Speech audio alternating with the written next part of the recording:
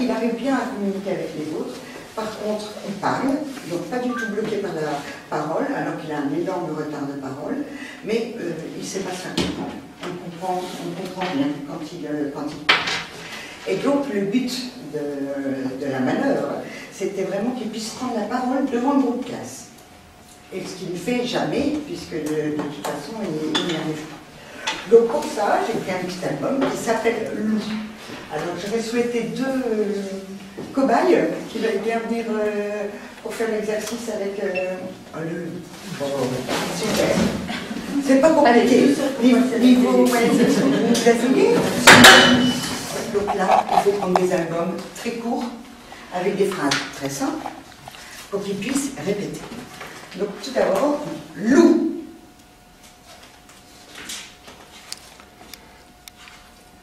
Je mets mon nez. Vous mettez le nez. Je mets mes dents.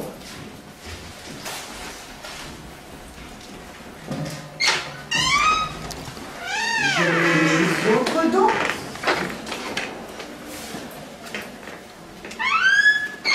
Là, ça se complique. Je mets ma tête.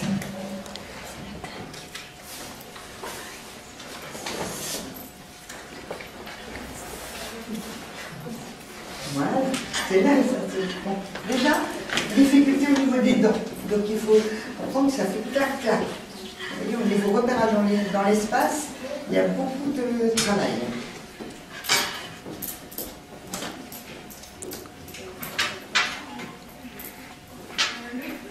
Je mets ma serviette.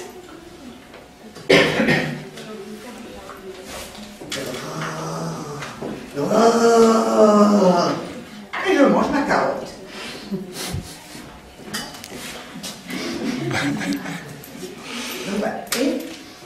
Donc là, c'est 3-4 séances. Il faut d'abord qu'on repère les yeux, les oreilles, montre-moi l'œil, etc. Après, le positionnement au niveau repérage dans l'espace, c'est vraiment un grand exercice. Et puis après, ce petit garçon, quand on a présenté l'album, eh ben, on était avec nez, œil, œil. Et il arrivait, et en fait, il y avait 3 enfants qui faisaient l'exercice devant lui, et il a réussi à se faire comprendre pour qu'il puisse faire l'exercice. Et ça, c'est vraiment très important.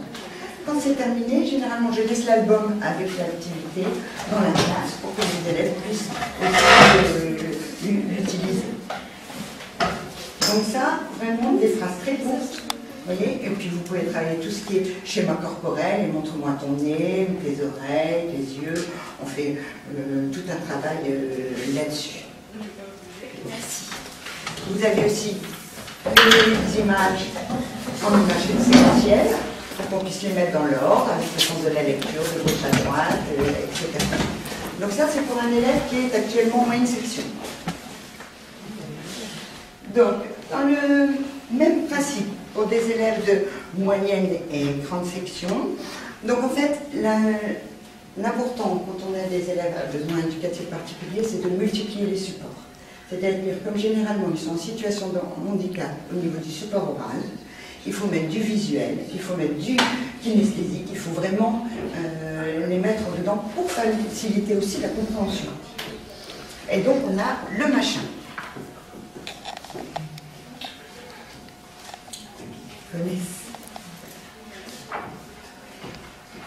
Un jour, près du grand lac, Bobo ramasse un drôle de machin. Bobo le tourne, retourne dans tous les sens. Oh, c'est sûrement un bonnet du Bobo. Et il le met sur la tête. Là, il le met sur la tête. Oh, quel beau bonnet! Donc là, les élèves peut-être. Quel beau bonnet. Toujours ces ritournelles, ces contes de randonnée qui permettent vraiment du langage pour les élèves de mémoriser. Qu'est-ce qu'il a dit à tort? Vocabulaire. Surtout au niveau manque de vocabulaire. J'ai mis un très beau poster là sur les mots pour le dire avec Bentolina. Les élèves n'arrivent pas à lire parce qu'ils manquent de vocabulaire. Qu'est-ce qu'il a dit à tort? Passe par là. Il voit Bobo et lui demande: mais c'est quoi ce machin que tu as sur la tête? C'est un bonnet. dit Bobo. Kiki se met à rire. Non, c'est pas un bonnet, grosse patate. Alors Bobo jette son bonnet par terre et va bouder dans la forêt. Kiki ramasse le machin et hop, il le met sur son dos. Waouh, quelle belle cape! Zaza, la brebis, passe par là. Elle voit Kiki et lui demande: mais c'est quoi ce machin que tu as sur le dos? C'est une cape, dit Kiki. C'est pas une cape, grand cornichon. Alors Kiki jette sa cape par terre et va bouder dans la forêt. Zaza ramasse le machin et hop, elle le met autour de sa taille. Et ça, moyenne section, on ne connaît pas le mot jupe. Des robes, mais des jupes. Quelle belle jupe. Un petit peu d'acrobatie, mais ça va. Juju le canard passe par là. Il voit Zaza, il lui demande: mais c'est quoi ce machin que tu as autour de la taille? C'est une jupe, dit Zaza. Juju se met à rire: mais non, c'est pas une jupe, grosse nouille. Alors Zaza jette sa jupe par terre et va bouder dans la forêt.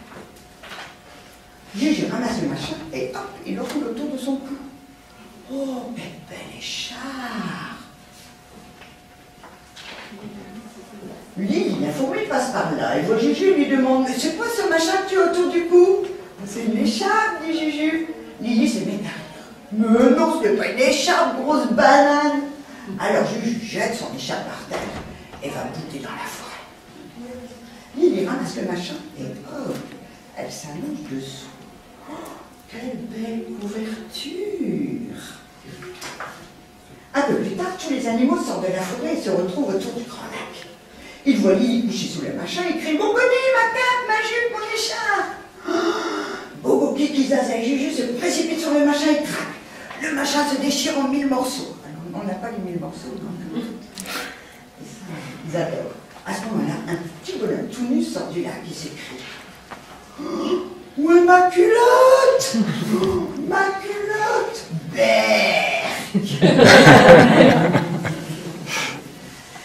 Et donc, pour ces activités, même chose. Beaucoup. On retrouve l'image qui correspond. On regarde, on a chacun une image, il faut retrouver l'image qui correspond dans l'album. Ça permet vraiment de s'approprier l'album. On a des petites activités. Alors, après, on a les petites marottes. Comme ça, les élèves ont chacun choisi leur personnage et puis à quelle place, toujours du repérage dans l'espace et on raconte l'histoire. On fait du repérage dans le temps aussi, parce qu'on a tous les accessoires et tous les personnages. On doit associer le personnage à son vêtement et puis on les met dans l'ordre de l'histoire. D'accord? Ensuite, on peut décorer des culottes en graphisme pour s'amuser. Et on fait de la catégorisation. Donc déjà, on a plein d'objets, on met les vêtements, et pas les vêtements, on peut faire les habits d'hiver, les habits d'été, en fonction de l'âge des élèves. Et donc ça, c'est vraiment très intéressant. Donc vous voyez, à partir d'un album, on peut décliner énormément d'activités en fonction des besoins et de ce qu'on a envie de travailler. Alors le machin fonctionne très bien. Il y a des élèves qui n'osent pas faire le clown comme moi, mais par contre avec les marottes, ça fonctionne très bien. Ils arrivent vraiment. Donc voilà. Et comme moi j'ai quand même beaucoup d'élèves qui sont un peu des trucs et des machins, on a dit on va faire le machin. Donc voilà. Moyenne, grande section. Dans le même style. Vous voyez un peu ritournelle, etc. Je pense que la plupart d'entre vous connaissent la chasse à l'ours, qui est quand même un classique et qui fonctionne très bien. Alors par contre, moi avec la chasse à l'ours, je fais du kinesthésique, c'est-à-dire on part à la chasse à l'ours, on s'habille et puis on part à la chasse à l'ours. Et on fait énormément de... Je prends des morceaux de tissu et on fait la prairie, la rivière, etc. Tous les endroits où on passe, on les met par terre et puis on passe dessus. Donc en fait, mon groupe d'élèves doit les mettre dans l'ordre de l'histoire. Et puis on commence, donc à chaque fois, nous allons à la chasse à l'ours. Nous allons en prendre un très gros. Et ça aussi, ritournelle. Donc en fait, ça passe bien avec les élèves. Alors même si j'ai ours, c'est pas grave. On est vraiment dans cette dynamique. Et puis on doit traverser La prairie, quand on traverse la prairie, ça fait... Et quand ils sont arrivés devant la grotte, comme des ours, on repart et on fait marche arrière. C'est-à-dire, allez, retraversons la grotte. Et ils voient qu'ils repartent en arrière. On est à rebours. Et ça, c'est vraiment intéressant au niveau kinesthésique. Là, je le fais plus avec les gestes. Donc, on va en salle de motricité et on le fait avec tout le groupe classe, toujours. Et puis, et comme ça, après, ils peuvent expliquer aux autres. Toujours cette situation d'être en pôle d'excellence, une fois, à chaque fois qu'on présente un album. Donc ça, la chasse à l'ours. Dans le style des vieux faits chez Véronique en ce moment, le bateau de Monsieur Zouglouglou. On est toujours en bateau. Alors là, ce sont des petites marionnettes. La grenouille, la souris, je rappelle Monsieur Zouglouglou. Vous ne la connaissez pas? Non. Alors, on y va. Le bateau de Monsieur Zouglouglou. Un jour, Monsieur Zouglouglou trouve un sou. Il a envie d'un petit repas. Alors il achète une noix. Il la casse et la croque avec la coque. C'est un joli bateau pour aller sur l'eau. Donc là aussi, on peut travailler tout ce qui est flotte, coule. Monsieur Zouglouglou met son chapeau de matelot et monte sur son bateau. Et sur le joli bateau chante le matelot. Pour un sou, j'ai un bateau, vogue, vogue, jolie coque. Pour un sou, j'ai un bateau, vogue, vogue au fil de l'eau. Au bord de la rivière, une souris sort de son lit et dit: Ohé du bateau, emmène-moi sur l'eau. Viens, tu me tiendras compagnie, dit Monsieur Zouglouglou. Et hop, la petite souris, Monsieur Zouglouglou va sur le bateau, la petite souris. Et puis, au fur et à mesure, les personnages, et après, fabriquent leur bateau à eux, et ils mettent aussi les personnages dans l'ordre de l'histoire pour pouvoir raconter aux autres. Me voici, dit la souris, et sur ce joli bateau chantent les deux matelots.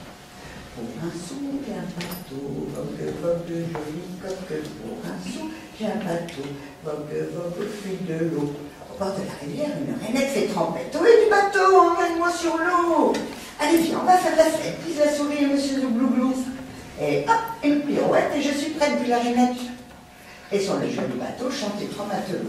Je passe, bon, j'y dirais. Au bord de la rivière, un lapin grignote du plantain. Ohé du bateau, emmène-moi sur l'eau. Allez, viens, on embarque les copains, disent la rainette, la souris et Monsieur Zouglouglou. Et là, on s'arrête, on dit: qui est sur le bateau? On répète, on retrouve les personnages de l'histoire dans l'ordre de l'histoire. Hop, on rejoint, dit le lapin. Et sur le joli bateau chantent les quatre matelots. Au bord de la rivière, un chat les voit passer. Ohé du bateau, emmène-moi sur l'eau. Oh non, pas toi le chat, tu vas nous faire chavirer, répond le lapin, la rainette, la souris et Monsieur Zouglouglou. Le chat chagriné se met à pleurer et ses larmes tombent dans la rivière. Ploc, ploc, ploc, et la rivière monte, monte, monte, monte. Et le chat arrête de pleurer, la rivière va déborder. Allez, viens, on va tous se serrer. Et hop, voilà le chat. Ouf, le bateau ne se renverse pas. Et sur le joli bateau chantent les cinq matelots.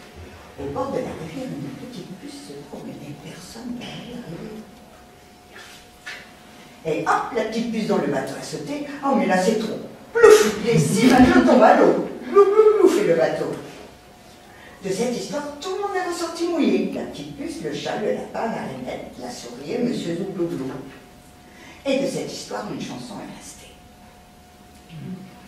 Donc voilà, un peu dans le style aussi là, je l'ai pas prise, la moufle. Même chose, un personnage qui arrive au fur et à mesure. Et puis, et à la fin, c'est la petite fourmi qui fait craquer la moufle. Donc là, on fait avec des petites marionnettes à doigts, des petites qui vont à chaque fois dans le bateau. Et chacun va repartir avec sa petite histoire pour pouvoir la raconter à la maison.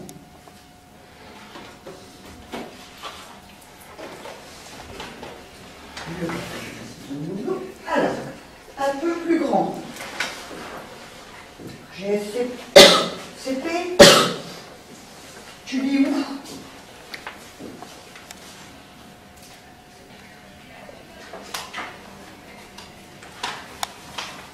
Lucie lit dans son lit. Marius préfère le bus. Paul apprend à l'école. Dédé s'installe au café.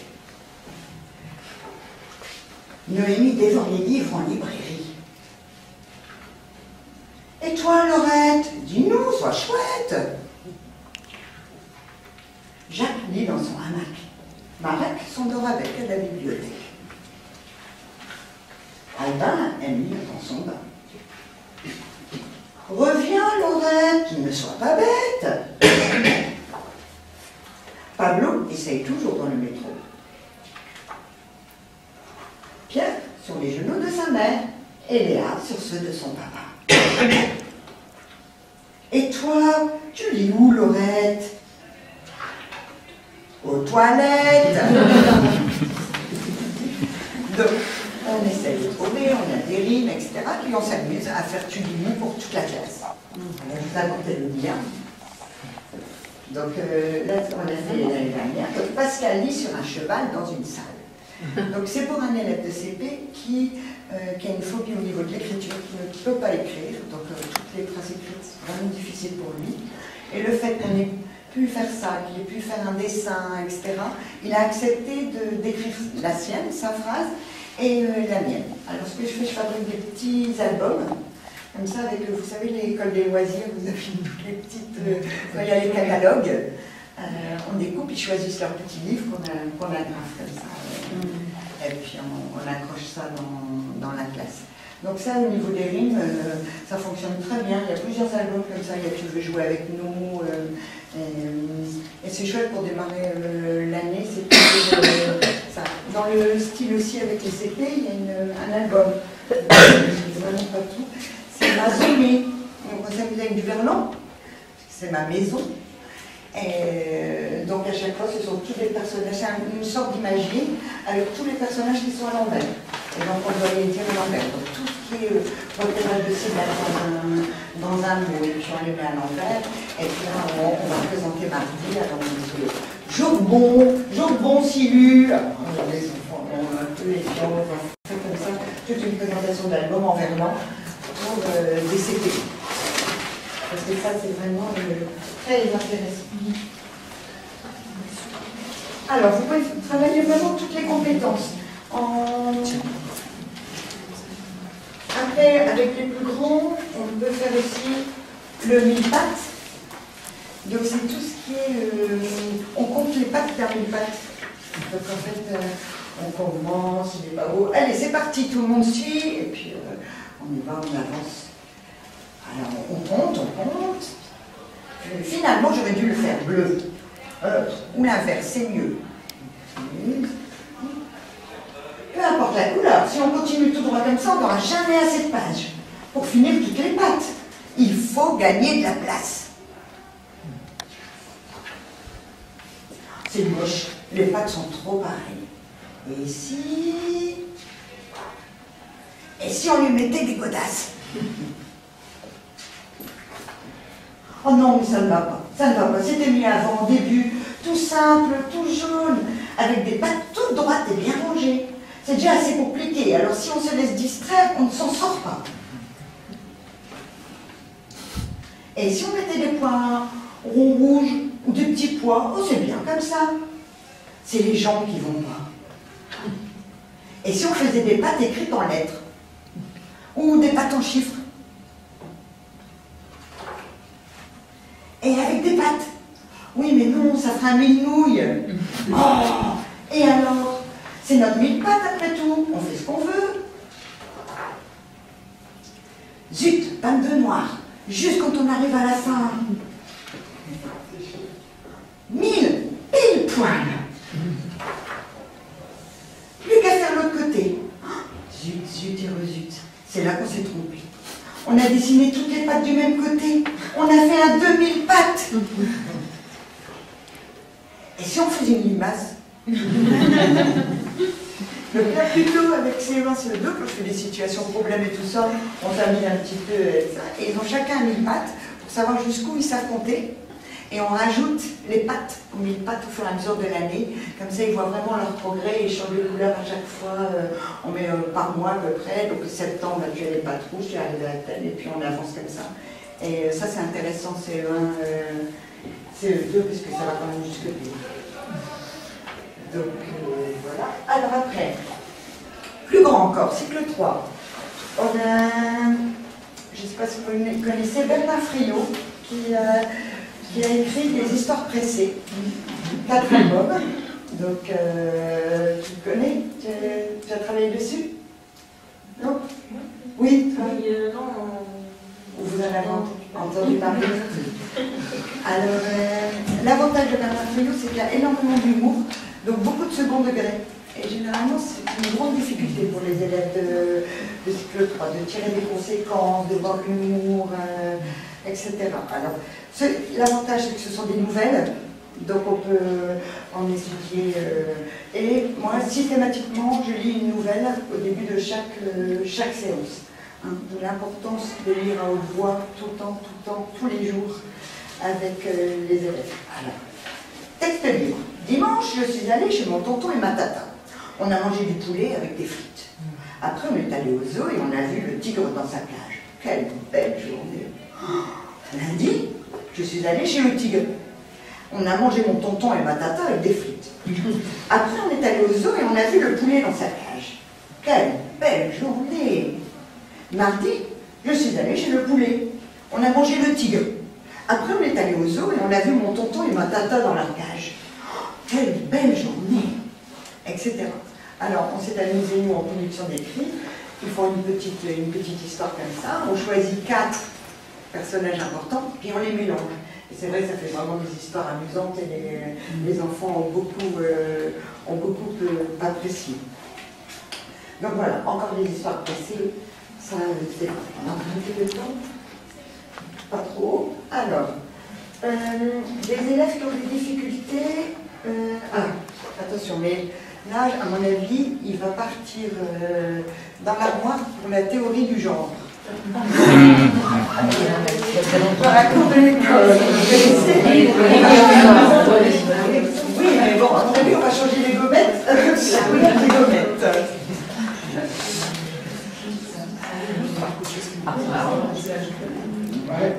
Dans la cour de l'école, qu'est-ce qu'on rigole?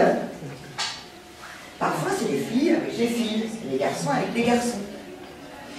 Alors là, on fait tri, énormément de tri. Alors pour les plus âgés, on peut faire des tris de 3 couleurs, on met 2 critères. Mais il y a un garçon qui s'est trompé.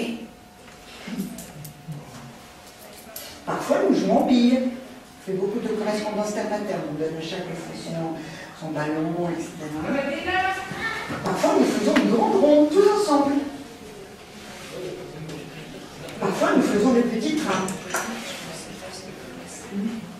Mais parfois, les grands viennent nous embêter. Même chose, tri, grand, petit. Ou alors on fait petit, moyen, grand, avec plein de manipulations possibles. Alors, la maîtresse nous sépare. Les petits d'un côté et les grands de l'autre.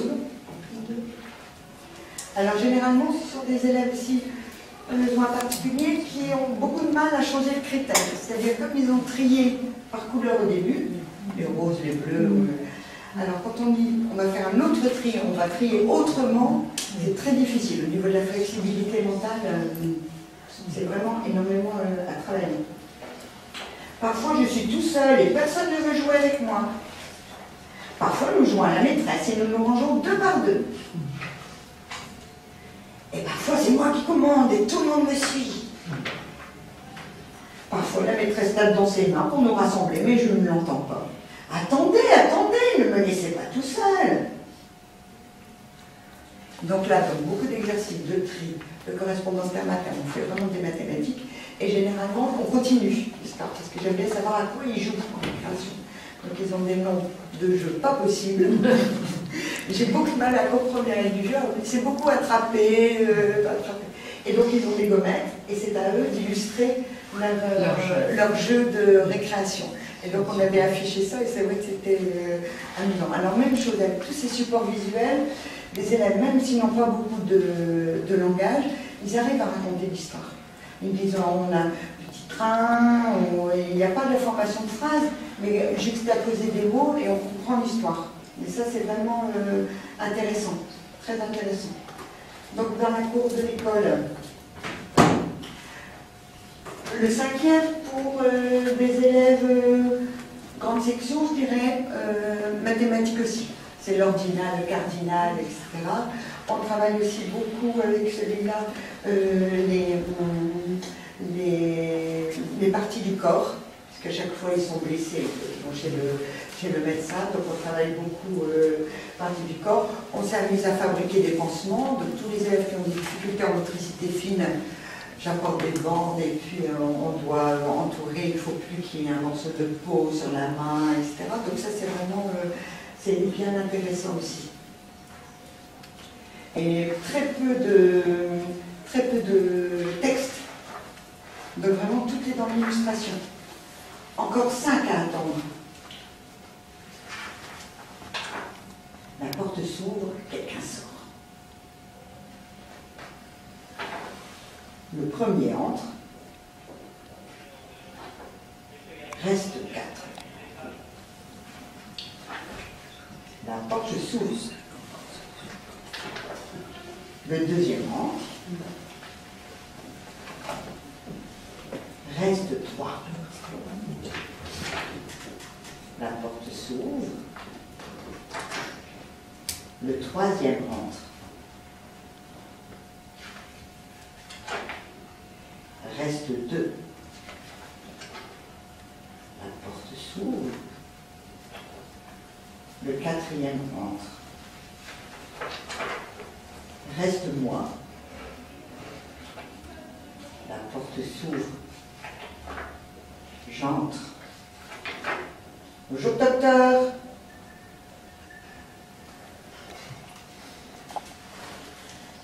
Donc en fait, c'est un médecin qui répare les animaux. Alors, beaucoup en description d'images. Ils ont chacun leur image. Ils doivent trouver ce qui se passe avant, ce qui se passe après. Et puis, parce qu'à chaque fois, alors soit c'est son nez qui est réparé, soit c'est son bras qui est... La grenouille volante, c'est son ressort qui est cassé. Donc à chaque fois, et puis ils ont les petites images de avant, après, on doit les remettre ensemble. Qu'est-ce qui s'est passé? Et puis après, on peut faire la même chose avec une poubelle pleine et une poubelle vide. Qu'est-ce qui s'est passé? C'est le camion de poubelle qui est venu, etc. Vous voyez, on fait tout le travail pour trouver après des interférences.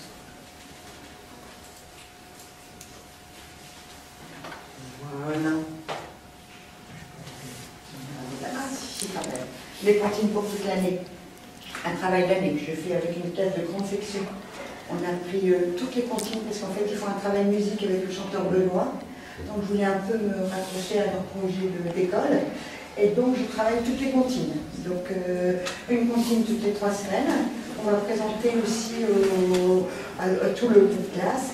Et là, c'est très intéressant aussi, style en ce moment, on fait pirouette cacahuète. Bon, on a fabriqué un escalier en Lego, je dois mettre le Lego lui sur la 4e marche, sur la 6e marche. On travaille tout ça. Donc, à chaque fois, un album, une histoire à la base, et puis on peut décliner énormément d'activités dans tous les domaines de compétences. Voilà, j'espère que ça vous a donné envie de travailler sur les albums. Vous allez voir, c'est une mine. Allez au bateau libre et puis sortez votre carte bleue. Et puis...